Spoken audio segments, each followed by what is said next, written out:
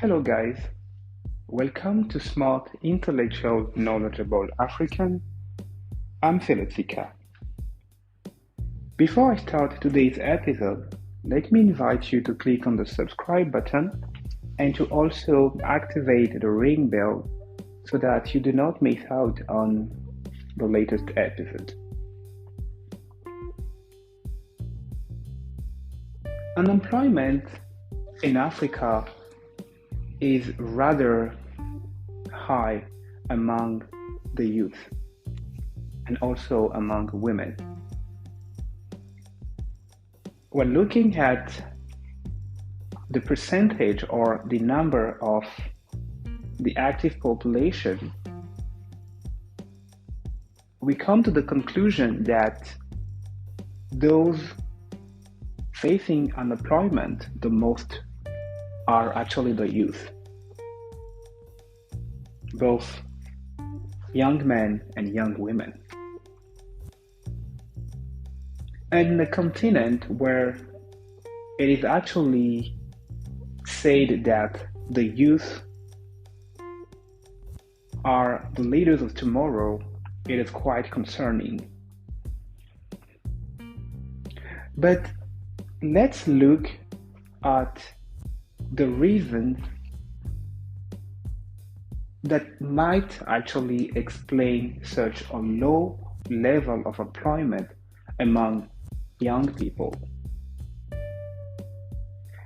This episode is going to offer you a very strong and very powerful perspective, unlike the usual reason that you are familiar with. I want to discuss, or I want to present you a new perspective. It is something that I thought about for quite some time. In my opinion and in my analysis, I want to look at unemployment from a different way. Okay. I do not wish to engage with the obvious here. Obviously, if you lack a relevant education, if you do not have market-related skills, it's going to be very difficult for you to get a formal employment.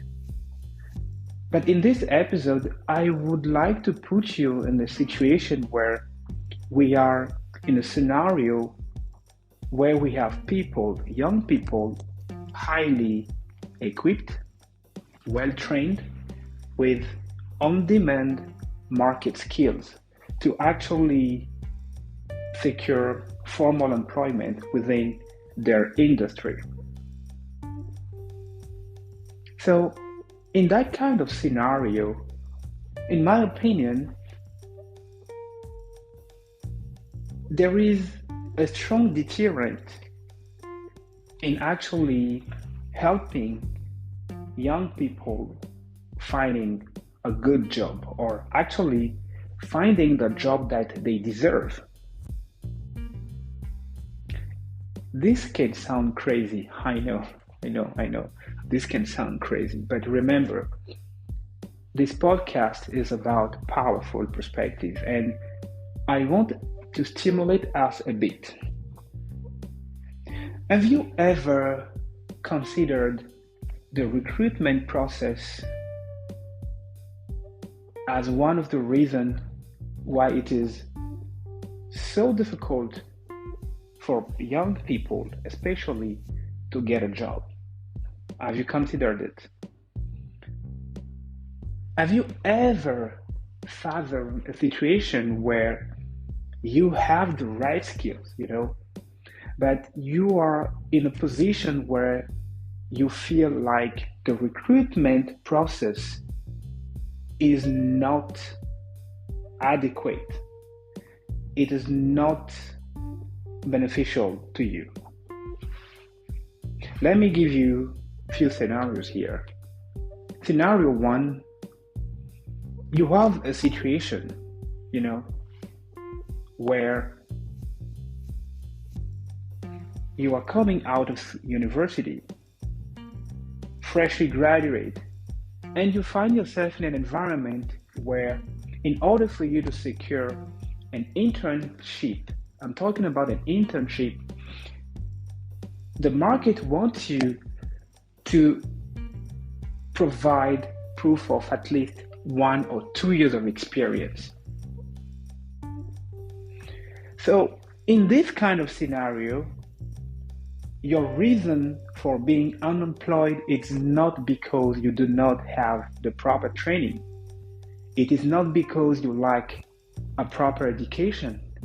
It is because you don't have professional experience. But who can blame you for that actually? You are coming straight from university. Okay? So this is one aspect. The second scenario is another scenario where you already have a job, you're working at a company, you've actually secured a great number of deals, you know your job, but you are looking for new perspectives, like fresh perspectives.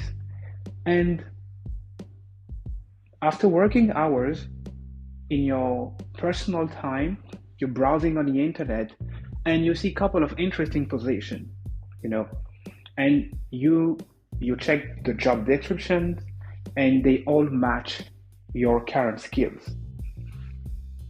So what you do, obviously, you are interested and you want to apply.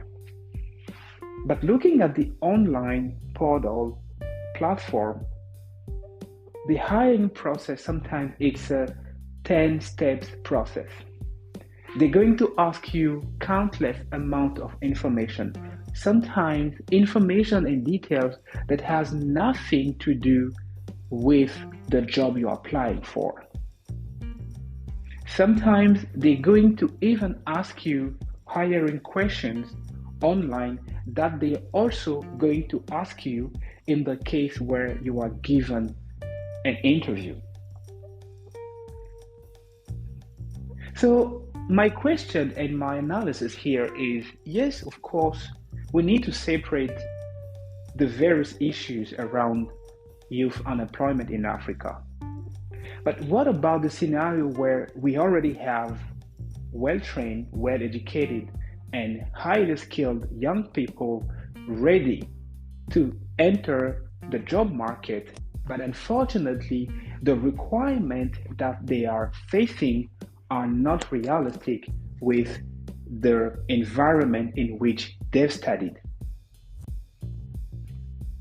Why is it relevant for an internship, for an intern position, to come with at least 1 or 2 years of prior experience? And what kind of job experience are we talking about? Are we considering summer jobs?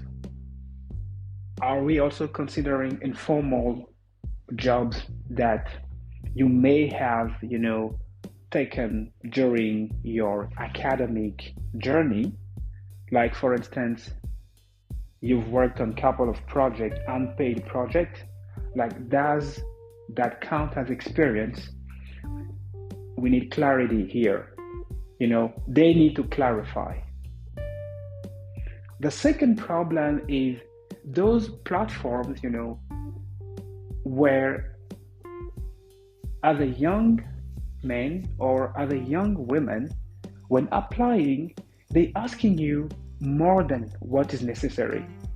Like, in my opinion, if we want to also promote jobs, if we want to promote access to jobs, it is not just about focusing on training and education, but it is also focusing on the market requirement. We need to be realistic about the expectation, on job seekers.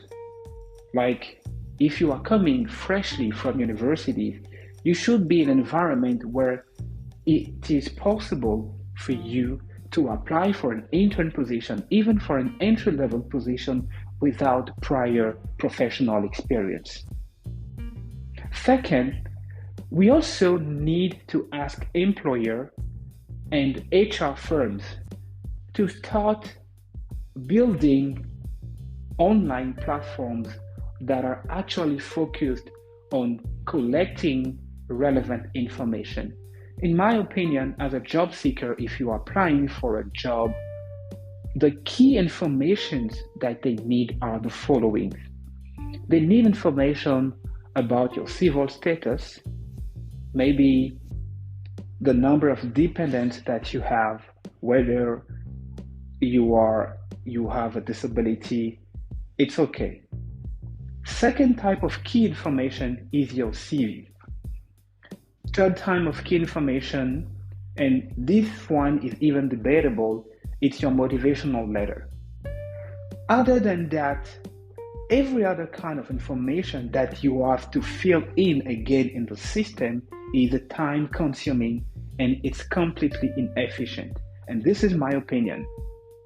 Definitely, I do not understand why whenever applying to a position, in addition to uploading your CV, in addition to even writing a motivational letter and uploading that same motivational letter, you have to answer other questions such as why are you the best candidate for the position and the likes of them. You see, securing a job is also about being time efficient. If one person is going to spend 1 hour, or more than 1 hour, for a job, in my opinion, it is not a conducive environment. Because at the end of the day, I ask myself, what is the goal here? Because whenever you're creating something, whenever you're offering a service, you have to focus on your target, your key audience. As an HR expert, as an employer, as a company, if I am going to create a recruitment system, if I am going to create a recruiting environment, what are the exact benefits that I would like to gain? What is my key goal? My key goals is to make sure that first I can attract the right candidate, I can attract talent candidate, but most important, time is of the essence here. Time is money. Let's not waste hours trying to fill the same information that you can easily find on the CV, and in the motivational letter. If you are interested in additional information, it is better for you to contact the candidate via a friendly call.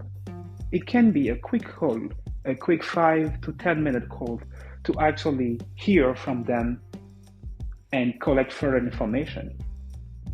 I think it is also something we should consider and think about when moving towards a more developed, economies, when moving towards a more developed continent, because promoting employment is not just about what can job seekers do to upskill themselves, but it is also about what key stakeholders such as HR firms, companies, and employers from both the private and the public sector do together to make sure that we can have an environment where it is easy to apply, easy to find jobs, and easy to actually move from one job to another without spending countless amount of time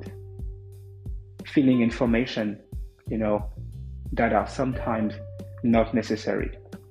Let me know your take on this. Thank you for listening to S.I.K.A Talks, the podcast where strong ideas meet powerful perspectives. À bientôt.